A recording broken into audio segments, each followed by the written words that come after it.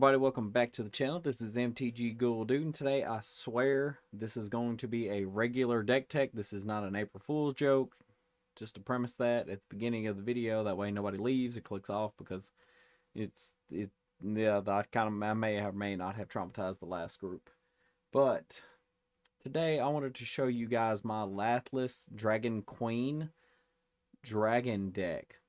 So a little bit about Lathliss. For 4 generic and 2 red, she is a 6/6 flying legendary creature dragon. Whenever another non-token dragon enters the battlefield under your control, create a 5/5 red dragon creature token with flying. And I do actually have the token, so we will be using the token with them also, among all the other many different tokens we can make for the deck. So let's get into our mana ramp, because the theme is going to show itself sooner rather than later. We got a Soul Ring, an Arcane Signet, a Mind Stone, Fire Diamond. Having a hard time with this new setup. Commander Sphere, Manalith. I wanted to jam all the rocks that I could. Carnelian Orb of Dragonkind, especially good in dragon decks. Cursed Mirror is a include to me because it does have utility as another dragon. So if you wanted to copy a dragon that's on the battlefield, or any creature on the battlefield, it's pretty good for that. Glittering Stockpile will help us hold some of that mana for later, as long as it doesn't get destroyed. Urza's Incubator. Reduction I consider mana ramp in a way, because you're gonna save mana to cast more spells later on. Gilded Lotus and good old Mana Geysers, because we want to make sure that we get all of the way there on the turn that our opponents are not prepared for it. So now I want to show you guys the main theme of the deck. I wanted to take these dragons and give them Death Touch. Now the +1/+1 on the Gorgon's Flail, not necessarily bad, but the Death Touch is what I'm looking for. Along with Gorgon's Head, it gives them Death Touch. Basilisk Collar also gives them Lifelink. Quite a Spike gives them Death Touch, and the added benefit of having an opponent's life total. And then we got copies with the Masterwork of Ingenuity, some boots, and last but not least, a Heartstone. Now, for those of you that don't know, Heartstone reduces the cost of abilities requiring an activation. Oof, that light is kind of killer. See, oh, that's so much better. Yeah, it reduces the cost of an activated ability. You'll see why I wanted to do that here in a second. But we want to continue with the mana ramp or mana reduction that we're going to spend over the turns with a Dragonlord Servant, to reduce it by 1, and a Dragon Speaker Shaman, to reduce it by 2. And now we're going to get into our dragons. Dragon Egg makes a 2/2 when it dies. Toria Mauler is the best name a tribe creature, especially if you can give it flying or trample and whatnot. Thunderbreak Regent is going to ping our bolt our opponents for even looking at our dragons funny. Young Red Dragon makes a treasure for later. Ganax is just a good dragon because it just makes treasures whenever dragons enter. And that does not mean, and that is also non-token dragons. So for every dragon we get a treasure. Now, when you go to the list, you're going to see a lot, and you're going to see a lot of non-basics in the deck tech here, but there's a lot of fetch lands, and the reason for that is Nesting Dragon. For 3 generic and 2 red, it's a 5/4 with flying with landfall. Whenever a land enters the battlefield under your control, create a 0/2 red dragon creature token with Defender, and when this creature dies, create a 2/2 token with flying and red. This creature gets +1/+1 until end of turn. Let's see if I can find the other one. And then we have the Akum Hellkite, which is going to enter the battlefield, and whenever a land enters the battlefield, it deals 1 damage to target creature or player. If that land is a mountain, it deals 2 damage to that creature or player instead. Huh. We're gonna deal damage on lands entering the battlefield also. Rapacious Dragon is just a good dragon because it makes true treasures to replace some of its mana cost. Scourge of Valkis is going to allow all of our dragons to just start wrathing the board as soon as we get the chance, because we're just going to keep dropping dragons. And then we have Skargan Hellkite. Now this does not seem great, because what we're doing is we're dealing damage for 4 mana, because we're not going to pay 5 to get a 4/4 with haste. We're going to pay 5 to get a 5/5 with flying. And the ability is only active whenever you have a counter on it. We do not have another way to get a counter on it, so it has to come in with one. And if you don't know what this ability is, for 3 in a red, which would be 2 in a red, it deals 2 damage divided as you choose among 1 or 2 targets. Activate this ability only if it has a +1/+1 counter. Terror of the Peaks. Whenever you cast a spell, whenever spells your opponents cast that target Terror of the Peaks cost an additional 3 life. Whenever another creature enters the battlefield under your control, it deals damage equal to that creature's power. Terror of the Peaks deals damage. Huh. Forge Stoker Dragon. For 4 generic and 2 red, it's a flying 5/4 dragon. For 1 in a red, could be just a single red, it deals 1 damage to target creature. That creature can't block this turn. Activate this ability only if it is attacking. I decided to build mono red Pinger Dragons, and the Death Touch is just going to make it that much better. Now we do have some other dragons in the list that don't deal with dealing damage, like the Horde Smelter. We're just going to, just destroy target artifacts. Anything that makes this rough on us. Realm Scorcher Hellkite is going to be one of our other good pingers. Dragon Mage also doubles in the card advantage slot. If we can get it through, we can draw a fresh 7.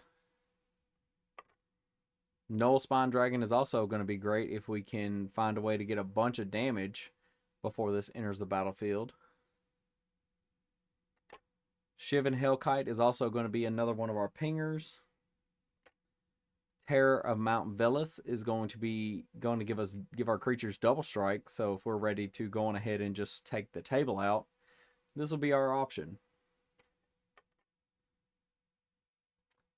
Scourge of Care Ridges is another one of our pingers, but here's the thing. If we're so desperate to get everything off the board, we can pay that 5 in a red to deal 6 damage to each other creature with flying. Now with Basilisk Collar, 6 damage to each creature, it deals it. So we're going to gain that life. This is one of the better targets for the Basilisk Collar instead of any of the other ability-based dragons that we have in the deck. But we're also going to play the Invasion of Tarkir because it does deal damage to dragons, and when it flips, it becomes a dragon. It deals damage for every time that a dragon attacks. We're also going to We're also going to play with this wonderful Flame Shadow Conjuring. Whenever a non-token enters the battlefield, we're going to pay a red. If we do, we create a token that's a copy of that creature. It gains haste and exile at the beginning of the next end step. So that's just to try and take advantage of all the dragons we want to play. Let's get a little bit into the card advantage that we have. Starting off with the most beautiful Gamble. We really want to try and get either a pinger or an equipment into our hand. And me personally, I looked and I don't think I had anything that got equipment into the hand from the library. So this is the best option that I got.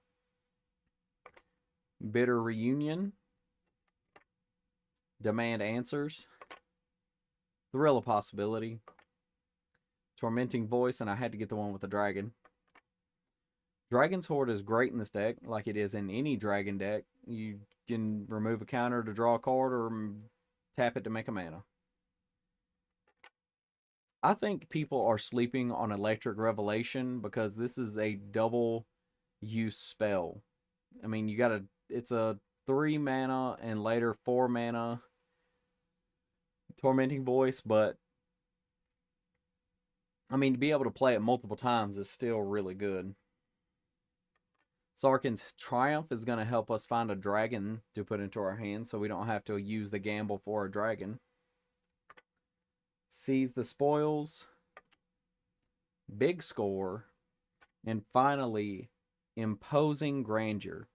Now, a lot of people may or may not have seen this card. This was in the Crimson Vow commander decks, but this is an amazing card for commanders that just happen to have a huge mana value, and for 6 mana, that's a lot for a commander. This is great in this deck. So for those of you that don't know, Imposing Grandeur for 4 in a red, it is a sorcery. Each player may discard their hand and draw cards equal to the greatest mana value of a commander that they own on the battlefield or in the command zone. So it just counts mana value altogether. So we're going to discard our 1 or 2 cards and draw 6, which is, to me, is a great rate in red. Now we're going to go into our removal. The removal is a little thin compared to, any other type of red deck that you might see. Oop, bumped the camera. But we did want to deal with, well, more or less interaction instead of removal. Vandal Blast, get rid of all the artifacts that aren't ours. Bolt Bend is going to weigh away those wonderful kill spells from our creatures. Sudden Demise is going to deal with all the little creatures if we can have it. Brotherhood's End is a great card because if we want to destroy all the artifacts or we want to deal 3 damage to each creature and each planeswalker, we're allowed to do that. Which is probably the ceiling of what I wanted to do with pseudo board wipes. I wanted to get all the little creatures off, keep all the little creatures off so we can keep our big creatures swinging hard. Along with Breath Weapon for 2 damage. Dragon's Fire is going to allow us to just reveal a dragon and deal that much damage. A Braid for 3 damage or destroying an artifact. Magma Quake is going to be one of our better board wipes because we can just deal X damage to each creature without flying in each planeswalker. I mean, it might not get rid of our flying opposers, but we got big dragons to deal with them. Fault Line is an older card, but it deals damage to each creature without flying and each player. So if we have enough life and we have enough mana, we can almost take the board. We can take the game with, dealing enough damage. Chaos Warp is going to get rid of those indestructible or whatever kind of permanents that we can't get rid of. And finally, Nevinyrral's Disc. Because just when you just need everything to go. Nevinyrral's Disc is there. And that's just one of the best removal spells that you can play in red if you can keep it from being destroyed. And now we're going to move into our non-basic lands. And this is going to be a lot of fetch lands because of those landfall creatures. Starting off with Evolving Wilds, Terramorphic Expanse, Maestro's Theater, Cabaretti Courtyard, Riveteer's Overlook. And I wanted to make sure that I could get 1 or 2 lands out of them for each land drop. So just to make sure to benefit more and more off of those landfall triggers. This beautiful Fabled Passage. Yeah, the deck called for another fetch land, and I didn't have one, so I kind of had to throw in a Prismatic Vista. Along with a Wooded Foothills, a Bloodstained Mire, and an Arid Mesa. Yeah. This deck might get a lot of hate just for all the wasted potential that it's got in it more than anything. But we also have other cards outside of the fetches, like Temple of the False Gods.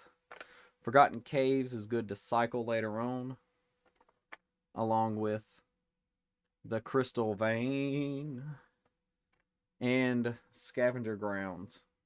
And I did find enough full art lands to do this deck with, and I did have enough mountains from Zendikar. But that is going to be it for today, everybody. I really appreciate everybody that like, comment, and subscribe to the channel. I can't say that I could have done it without, I can't do it without you guys. And I just really appreciate everything up to so far, and I can't wait to see where we keep growing to.